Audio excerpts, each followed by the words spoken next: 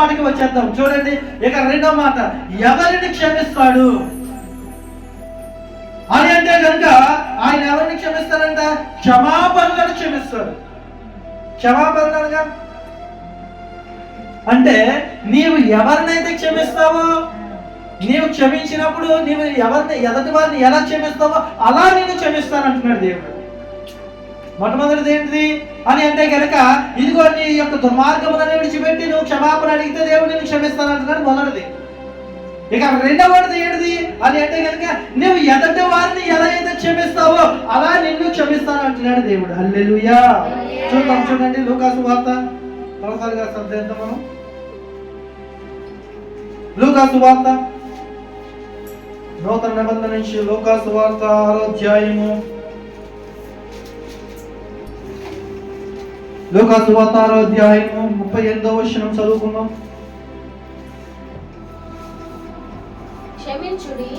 క్షమించుడి అప్పుడు మీరు దేవునికి స్తోత్రం.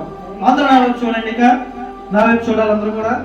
క్షమించుడి అప్పుడు మీరు క్షమించబడతారు. సింపుల్ గా అంటున్నాడు దేవుడు. మీరు క్షమిస్తే నేను నిన్ను క్షమిస్తాను అంటున్నాడు. ఇంకేమీ లేదు. ఎవరిని క్షమిస్తానంటున్నాడు దేవుడు అంటే, దుర్మార్గమును విడిచిపెట్టిన వారిని క్షమిస్తానంటున్నాడు. ఇక రెండోది ఎవరిని క్షమిస్తానంటున్నాడు? ఇదిగో నీవు ఎవరిదైనా గొడవని అనుకోడా, తప్పు నీ వైపు లేనప్పటికీ కూడా మనం అన్ని ఏం చేయాలంట? క్షమించాలంట. నా వైపు తప్పు లేదు కదా, నేను ఎందుకు గొడవడా, నేను ఎందుకు క్షమించాలా? ఆమె తప్పు చేస్తాడు, ఆమె తప్పు చేసింది నా వైపుకి వచ్చి అని అనుకుంటే కనుక దేవుడు ఏం చేయలేడు. నీవు ఎప్పుడైతే క్షమిస్తావో, ఒకవేళ నిజంగా చెప్తున్నానండి, ఈరోజు ఎవరితో మీరు గొడవ పెట్టుకొని వచ్చారనుకోండి, ఎంతవరకు కనుక ఒకవేళ ఇంచుమించుగా ఒక మీరు ఊహ తెలిసిన కానీ ఇప్పటి వరకు ఎవరితో గొడవ ఆడేసి వారితో మీరు మాట్లాడకుండా ఉన్నారనుకోండి, దేవుడు కూడా మీతో మాట్లాడకుండానే ఉంటాడు. ఎందుకయ్యా నేను ఎంత ప్రార్థన చేసినా నా ప్రార్థన నెరవేర్తలేదు అని నీవు అనుకుంటే కనుక నీవు ఎవరినో క్షమించలేదు ఇంకా, అందుకే దేవుడు నిన్ను క్షమిస్తలేదు అని అంటారు కదంటారా. దేవుడు అంటాడు, ఇదిగో నన్ను మన స్వరూపమందు నేను చేద్దాము అని చెప్పేసి అనుకున్నాడు. దేవుడు ఎవరి స్వరూపంలో చేశాడంట? నిన్ను నన్ను ఆయన స్వరూపంలో చేసుకున్నాడు. ఇప్పుడు ఆయన స్వరూపంలో ఉన్న వ్యక్తిని మనము దూషించచ్చా? వాళ్ళని విమర్శించచ్చా? విమర్శించకూడదు. వాళ్ళ మీద కోప్పడచ్చా? కోప్పడకూడదు. ఒకవేళ నువ్వు కోప్పడితే ఎవరి మీద కోప్పడినట్టు? సాక్షాత్ ఆ దేవుడి మీదే నీవు కోపపడినట్టు. కాబట్టి నీవు జాగ్రత్త కలిగి ఉండాలి. అందుకే ఎవరితో గొడవ పెట్టుకునే ఇప్పుడు వరకు గొడవలు ఉన్నాయనుకోండి, వెంటనే ఈ నిమిషమే అంటే ఈ ప్రార్థన అయిపోయిన తర్వాత మీరు వెళ్ళి వెంటనే ఇదిగో నా బిడ్డ, నా ప్రభువు మిమ్మల్ని క్షమించమన్నాడని చెప్పి క్షమించి వచ్చాడు. అలా క్షమించి మీరు రాగలిగితే దేవుడు మిమ్మల్ని క్షమిస్తాడు. హల్లెలూయా. రెండవ మాటగా క్షమాదారులను క్షమిస్తామంటున్నాడు. హల్లెలూయా. చూడండి మరొక వచనం ఉంటుంది. మార్కు సువార్త 11వ అధ్యాయము. మార్కు సువార్త 11వ అధ్యాయము. మార్కు సువార్త 11వ అధ్యాయము 25వ వచనం చదువుకుందాం. చూద్దాం త్వరగా. మీకు ఒకరి మీద విరోధమేమైనా కలిగి ఉన్న యెడల మీరు నిలవబడి ప్రార్థన చేయనప్పుడల్లా హల్లెలూయా. ఏమంటున్నాడంట? మీరు నిలవబడి ప్రార్థన చేస్తున్న ప్రతిసారి కూడా మీ శత్రువు ఎవరైతే ఉన్నారో వారు క్షమించాలి. అంతే.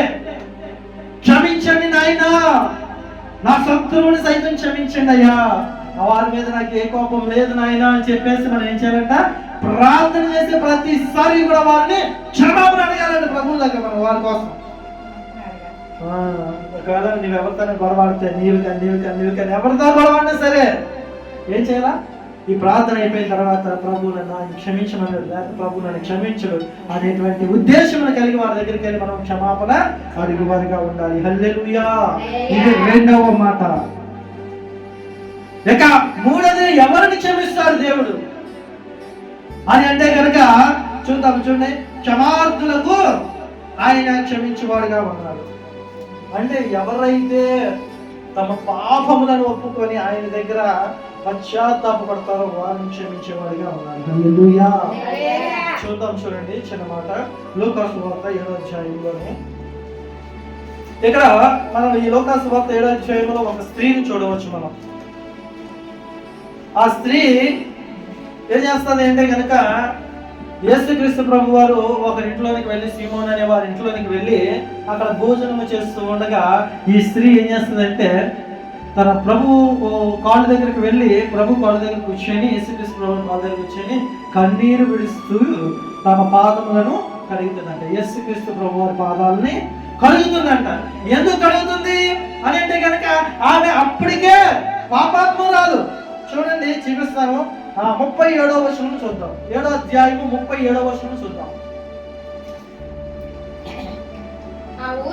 ఆ ఊరిలో ఉన్న పాపాత్మురాలైన ఒక స్త్రీ. ఎవరంట? పాపాత్మురాలంట ఆవిడ. అంటే ఎన్ని పాపములు చేసిందో ఆవిడ. ఆ పాపములు చేసిన వారికి ఇంక క్షమాపణ లేదా అంటే యేసుక్రీస్తు ప్రభు వారి దగ్గర పాపానికి క్షమాపణ ఉన్నది. ఎప్పుడు ఉన్నది అంటే కనుక ఈ స్త్రీ చేసినట్లుగా నీవు చేయాలి. ఆ స్త్రీ ఏం చేసింది అంటే ప్రభు సన్నిధిలోనికి వచ్చింది, ప్రభు పాదాలు పట్టుకుంది, ప్రభు పాదాలు కన్నీటితో తడిపింది. తర్వాత ఆమె తల వెంట్రుకలతో దాన్ని తుడిచింది. తుడిచిన తర్వాత విలువైనటువంటి అత్తరును తీసి ఆయన పాదాలకి పూసి, అయ్యా నేను పాపినయ్యా, నన్ను క్షమించవా అని అడిగింది. యేసుక్రీస్తు ప్రభువారికి నీ అంతరంగం కూడా తెలుసు. నువ్వు కన్నీరు కాచి పశ్చాత్తాపడగలిగితే దేవుడు క్షమించడానికి సిద్ధంగా ఉన్నాడు. హల్లెలూయా. మొట్టమొదటిగా ఎవరిని క్షమిస్తానంటున్నాడు అంటే దుర్మార్గులను క్షమిస్తానంటున్నాడు. దుర్మార్గులను విడిచి ఆయన దగ్గరకు వచ్చి వారిని క్షమిస్తానంటున్నాడు.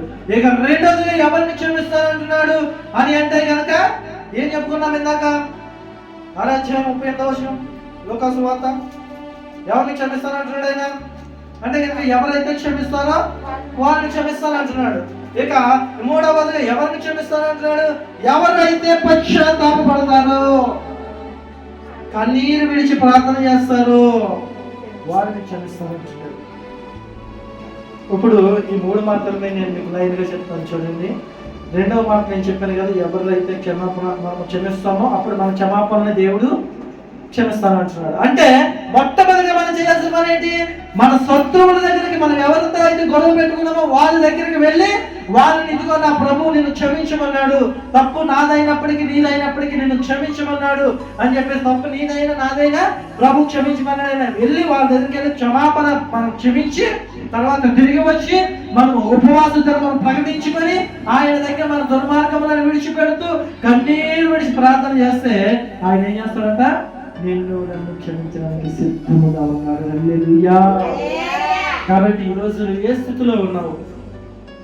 ఇంకా నీవు పాపములు చేసి, తప్పు చేసి పాపములను ఇంకా ప్రభు దగ్గర ఒప్పుకోవట్లేదా? నీ దుర్మార్గతలను ఒప్పుకోవట్లేదా? విడిచిపెడతలేదా? ఎన్నిసార్లు ప్రభు సన్నిధికి వచ్చినా నీ దుర్మార్గత నీలోంచి పోవట్లేదా? అయితే ప్రభు అని అంటున్నారు, ఇదిగో ఈ నిమిషమే పాపాత్మరాలైన స్త్రీ వలె నీవు కూడా కన్నీరు విడిచి ప్రార్థన చేయగలిగితే ఆయన క్షమిస్తానంటున్నాడు. కాబట్టి ప్రతి ఒక్కరూ కూడా అటువంటి క్షమాపణ ప్రభు దగ్గర అడిగినట్లుగా మనందరం కూడా చిన్న విజ్ఞాపన ప్రార్థన చేద్దాం. ఆయన దగ్గర మనం మొరపెట్టుకుందాం.